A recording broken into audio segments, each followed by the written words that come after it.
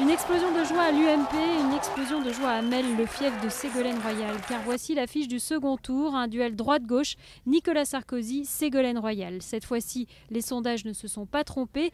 Le candidat de l'UMP est nettement en tête avec un score d'environ 30% selon les estimations des sondeurs. Ségolène Royal obtient le meilleur score du PS depuis celui de François Mitterrand en 88 avec plus de 25% des suffrages.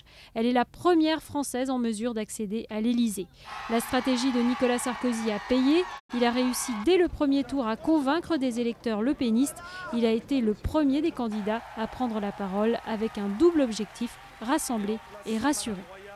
Je ne souhaite qu'une chose, rassembler le peuple français autour d'un nouveau rêve français. Un rêve français qui serait celui... Un rêve français qui est celui d'une république fraternelle, où chacun va trouver sa place. À Melle, les militants sont confiants. Ségolène Royal semble avoir réussi à créer une dynamique autour d'elle. Son appel au vote utile a été entendu.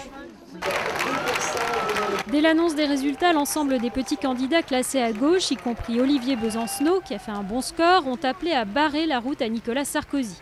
Mais l'issue du scrutin dépendra avant tout du report des voix Bayrou. Au siège de l'UDF, la déception était manifeste.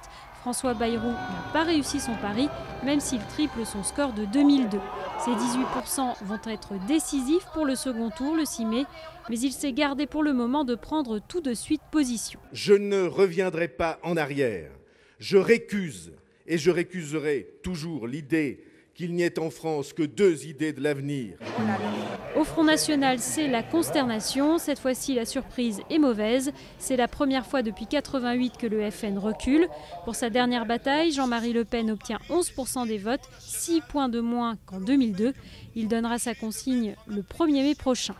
Quoi qu'il arrive, désormais, c'est donc une nouvelle génération, celle des quinquagénaires, qui prendra le pouvoir dans 15 jours. Le premier tour a déjà été historique, au moins par la participation. Jamais les Français se sont autant mobilisés pour une présidentielle. Plus de 8 Français inscrits sur 10 sont allés voter.